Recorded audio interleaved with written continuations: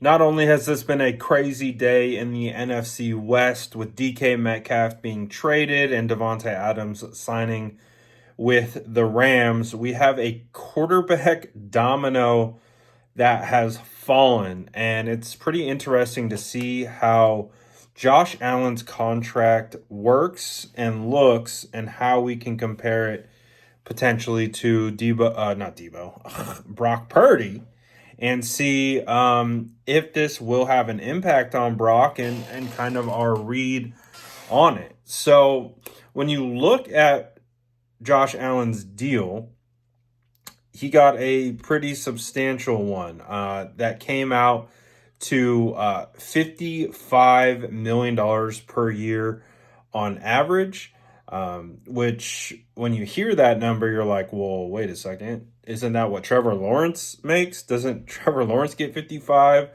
I believe guys like Jordan Love, 55, Burrow, 55. So you're like, oh, interesting. That's pretty quite the interesting deal for Josh Allen. It reads as a 6-year, $330 million contract that includes $250 million guaranteed, which is the largest guaranteed ever given to an NFL player. So that's where we start to peel back this onion and how it impacts Brock Purdy and the San Francisco 49ers. So when you hear that $55 million per year on average, you're like, oh wow, that's crazy, right? That's pretty interesting situation that has evolved, with that APY, because what are we talking about with Brock? Where he should be. We heard rumors, or the rumors were that he got offered 45 APY. Diana Rossini, that would be disrespectful if that's what it was, and it wasn't. But when you look at Josh Allen's deal, it's the guaranteed money.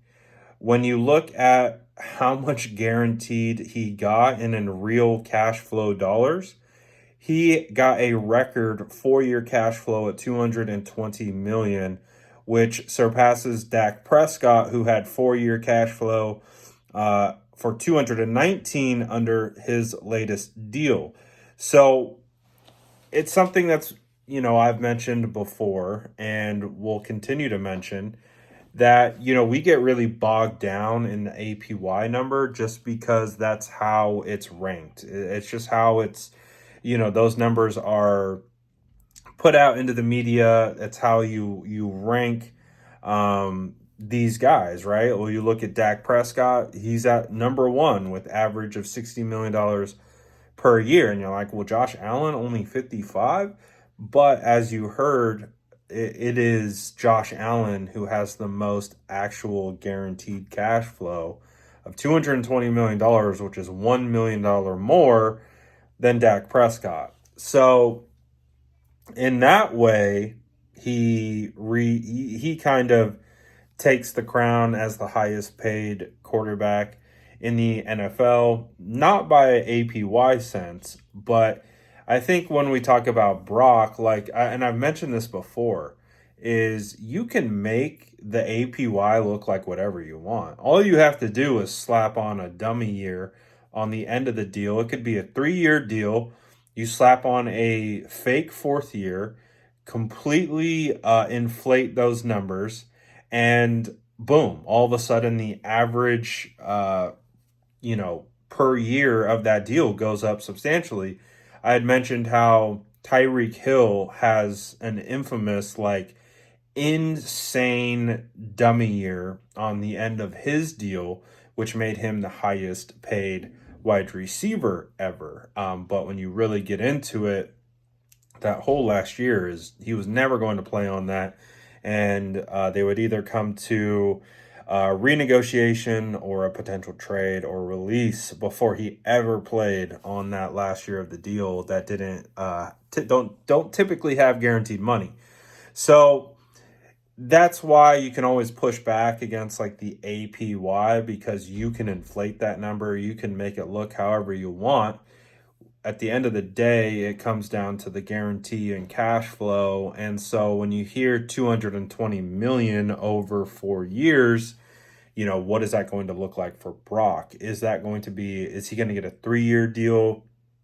Is it going to be 150 over 3 years?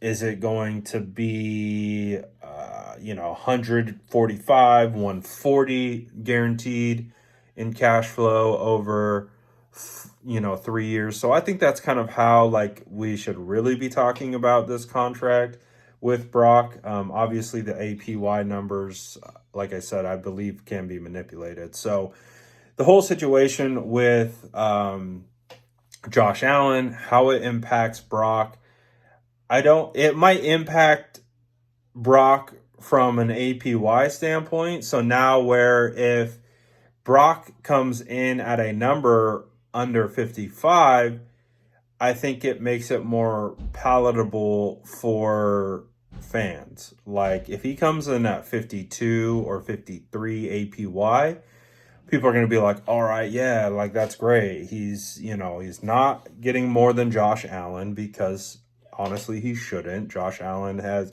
and that's no disrespect to Brock. Brock has done great things in this league and some phenomenal things. But I just feel like Josh Allen right now is like he is such an elite quarterback, and Brock is still super young and he's still developing. He's still getting there. He's still a really good quarterback. But I just feel like you can say that Josh Allen is one of the 2-3 elite quarterbacks in this league. So what I think it comes down to is, now maybe the impact is maybe the APY doesn't have to be 60, or 58 or 57. It could be 54 or 53 and 52, and people will think like, oh, that's reasonable. Josh Allen got 55. But really what we're going to be diving into is the guaranteed cash flow and what that looks like. And and then how do we compare that to, like, let's say a Josh Allen? So will it be 100 million guaranteed? Will it be 120, 150?